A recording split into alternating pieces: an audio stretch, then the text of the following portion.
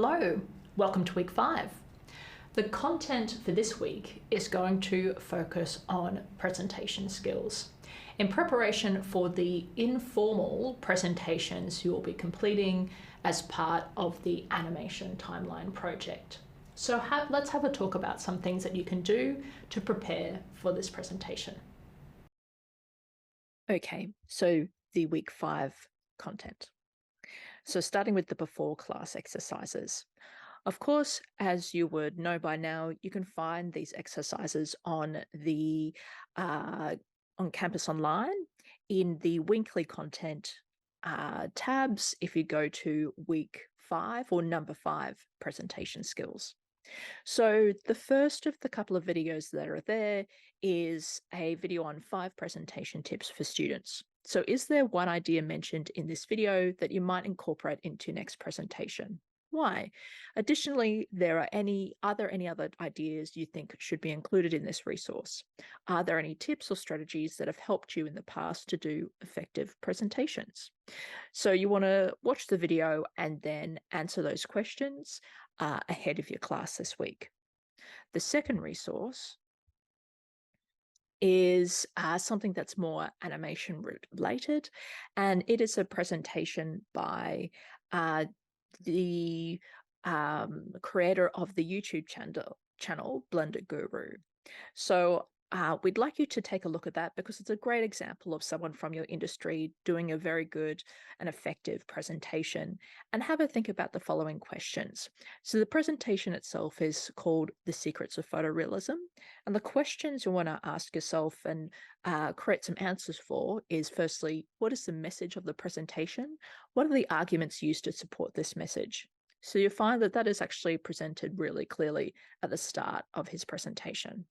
Secondly, what makes the presentation effective? Now, there's no real right answers here. We would just like to know, in your opinion, what do you think makes this presentation effective? And then finally, do you think there's anything that could be improved either with the presentation or the performance of the presenter? So again, this is just a way for you to evaluate someone who does a presentation in the animation field and hopefully starts to get you thinking about how you might apply some of these techniques to your presentation this week for the animation timeline. So on that note, we want to talk about what makes a great presentation.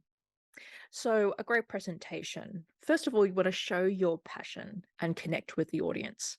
It's hard to be relaxed and be yourself when you're nervous. So this is where practicing your presentation can help. Of course, if you've chosen a theme that is something that you are invested in, you might have already done your own research in, I think your passion is going to come through in your timeline presentation. Next, focus on your audience's needs.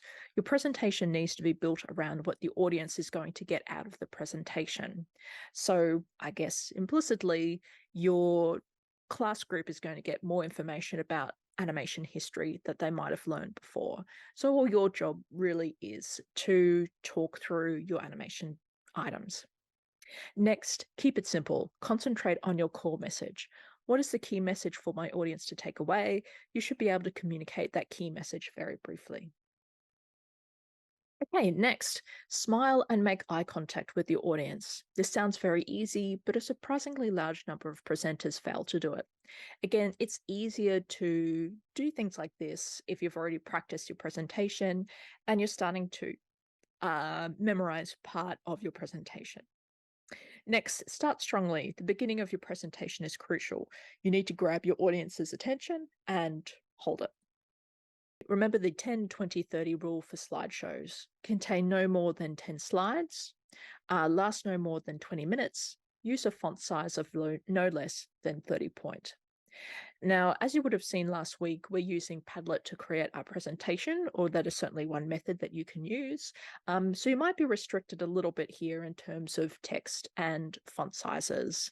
However, I think a great thing to just keep in mind is to try and keep your discussion on each item fairly brief. So rather than read out the whole thing, maybe just include 1 or 2 sentences of your favorite facts about that film or timeline item. Next, tell stories. Human beings are programmed to respond to stories. So, any information you can use or include to kind of connect the different timeline ideas, how each of those things might relate to each other, is definitely a bonus. Not something you have to do, but it might be nice to kind of help create a sense of continuity across the timeline if you can link things together. Next, use your voice effectively. The spoken word is actually a pretty inefficient means of communication because it uses only one of your audience's five senses. Use your body too. It has been estimated that more than three-quarters of communication is nonverbal. Then relax, breathe, and enjoy. If you find presenting difficult, it can be hard to be calm and relaxed throughout, as we've discussed, but practice will help you to build confidence. So you might decide to practice as a team. You might also decide to do some individual practice of reading through your timeline items. I think probably the best thing you can do ahead of the presentations this week is just to read through all your timeline items at least once, so you've at least said them out loud and done a very brief practice. Now, just to finish off, I'm just circling back to a couple of things your facilitator might have asked you to do to help you prepare for your Project One presentation. And I'm just going to run through these things again, just as a reminder that if you haven't done it, you might like to take a few minutes ahead of this week in order to do those things. So first of all, it's strongly suggested that you and your team write a short overview or introduction for your timeline. So this is a way for you just to present your theme, present each other, introduce each other, and there might even be a little bit of a preamble that you would include that sort of talks about your chosen theme, some key highlights from the timeline that we should look out for. But that's definitely a bonus.